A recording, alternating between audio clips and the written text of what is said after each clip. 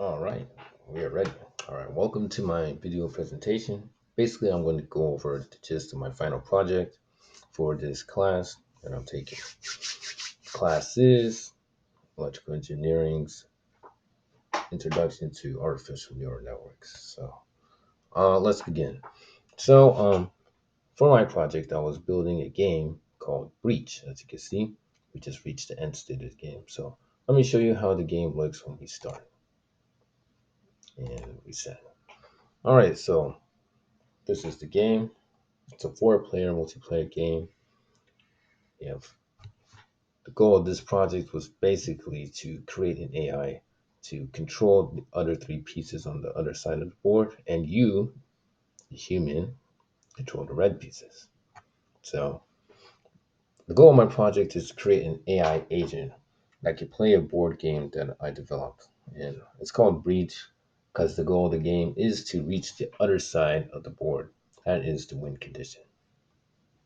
And your obvious goal is to prevent other people from trying to reach there. And training this AI was kind of a battle routine, getting optimizing for increasing the score, as I dub it. The score is determine how close you are to the opposite side, and preventing players from capturing your pieces or blocking your pieces. So yeah, there's kind of three competing strategies of how to secure an ideal, gameplay. So let me continue. Each player starts with six pieces arranged on each side of the board, as you can see. And basically, each piece can only move forward, it can only progress. So, in order to demonstrate this, I will show you a different variant of the game that I initially created as I was building up to this four-player variant of the game. So, this game used to be a board game that I used to play with my brothers because we kind of made it up on the spot. So me and my brothers and my cousins, we would come up with checkerboard games since we didn't have all the pieces. So this is just one of the variants of a variant of a board game that I made while I was pretty young. So that's just the basic inspiration of where I got the game. So let us begin with starting the gameplay. All right. So now you can see the initial two-player variant of the game. So let me refresh both sides. Okay, there it goes. Now it's starting.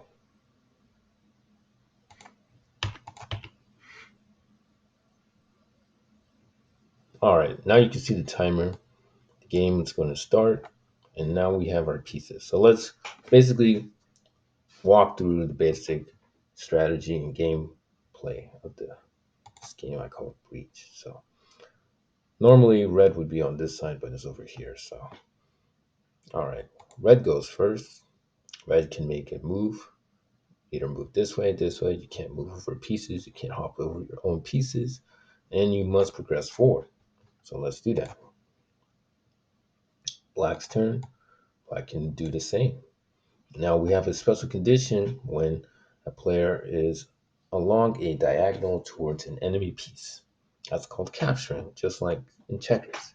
But the difference is that I only wanted single capture. There's no double capture. That would make the game a little too hard for, and especially in the four-player variant where multiple pieces are competing with each other and allowing another piece to capture and then capture again would make it kind of overpowered. So I decided to nerf any ideas of, double or triple capture. But moving along, you can see usually a red piece would have three moves, but now it has four potential moves indicated by these blue dots. So now we can capture along this diagonal. Black can retaliate and do the same. And that is basically the, at its most core, the fundamentals of the movements of the game with the pieces. So let's continue to play through this game till we can reach a, winning or losing state. So you can move black's pieces like this. You can retaliate like that. Red can continue to move. Black can build up his defense. Red can build up to be more offensive by going towards the center. And we can continue to make some moves. Probably like that. Maybe like this. Black continues to take. Somewhat in a good position here. But red can change that like this. And now black can, go for victory. But let's continue to play on through since we still have plenty of time. Yes, I did add time limits like a traditional chess or checkers game. So let's continue to do that. Let's say black doesn't want to win. He wants to like savor his victory. Let's do like this. Red goes here. Black goes there. Red realizes, oh no, I'm being kind of dumb. Need to protect that piece. Black gets mad, so black does the obvious, ideal strategy, which is moving towards the edge. Now, in the four-player variant, such strategies won't work, but it works in the two-player variant, which is why I think that fundamentally, the two-player variant of the game is kind of trivial. So red moves here to get rid of black. Black sees it, he moves there. Red decides to continue. Black forces him out. And black just does the obvious. But so now that piece is effectively blocked and it can't move forward, which is something you want to avoid when you're playing this game. And we can continue to make, somewhat decent moves. Just ignore each other. You can help him out. Black could probably think of a good strategy. Most likely to be tagging along this to force a move there. So that'll be probably the most reasonable strategy.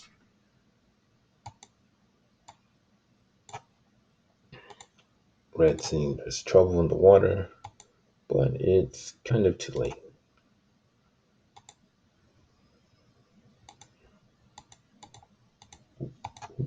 I'll go here. Black now has an opportunity, but and red can capture.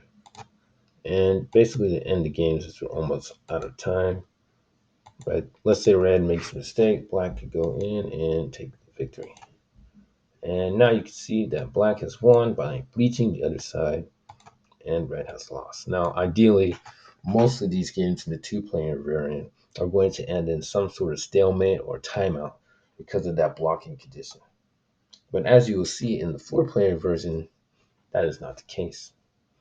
So let me move over to this example I have. This is the four-player variant, and this is just an experimental mode. So let me reset the board. Yeah. And now you can see that there's four players: red, blue, green, yellow. And like as before, we can move our pieces. Now this app that I programmed here is an actual multiplayer game. I just called it the experimental study mode. So I can use it to draft a basic strategy for an algorithm that I can set the AI to follow or at least consider. So when I was creating the game engine. So now we can basically get a gist of how the game would go. Oh, whoops. So each player makes their move like that. Maybe that captures, deletes a piece, go to remove, and so on. So, so now you basically kind of have a idea of how a game would work with four players. Oh, sorry. But yeah, basically each piece can move however they see fit.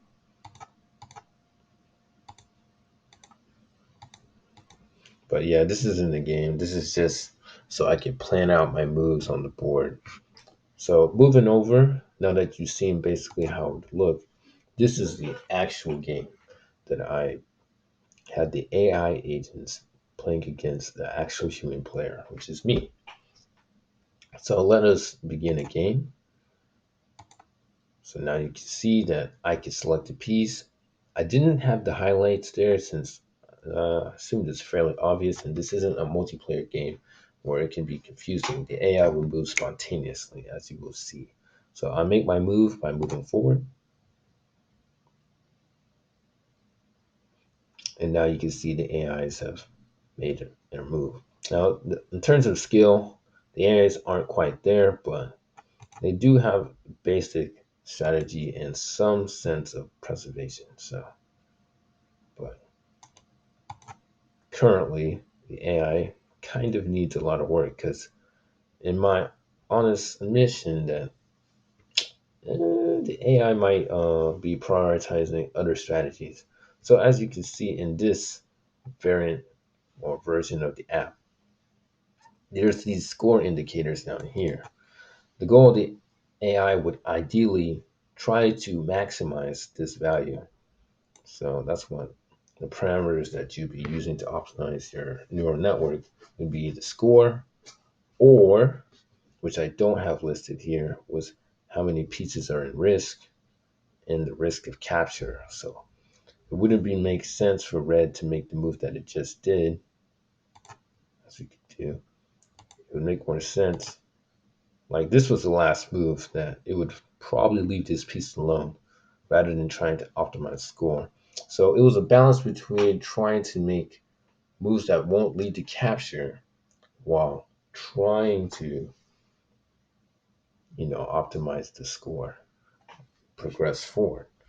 So I did make a function that would basically analyze this and like spit out some values and maybe a best move, but it wasn't, let's say it wasn't too ideal. So I just let the neural network do its thing rather than trying to figure out an algorithm that can optimize for all four players. Because that's pretty tedious.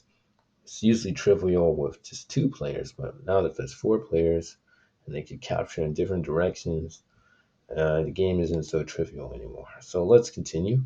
Let's see what the AI agents would do. And I could probably progress some more, but let's draw out this game and see what it's really capable. So now you can see that the AI has missed an obvious opportunity to capture. And the reason why it's probably did that is because it saw that, oh, there's a blue piece here. And if I move here, then I'll get captured. And I don't want to get captured because that would reduce my potential score.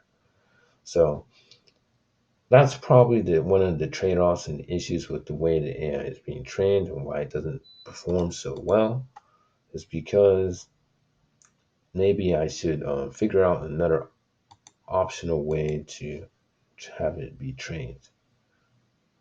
Or maybe consider multiple parameters instead of just, using the probabilities saying A, B, and C, like A being like move forward, progress, increase the score, B being avoid capture, and then C looking for capture opportunities.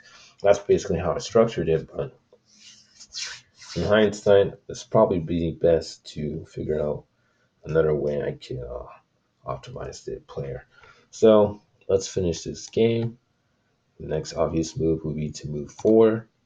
And now you can see that game over. The winner is red. So yeah, that's basically the gist of my game and how it functions. Basically four players, three of them being the AI and one being the human in red. And that's basically how the game works. So yeah, that's my project. Yeah, there's probably many ways I could optimize this, but this is it pretty much in its final state.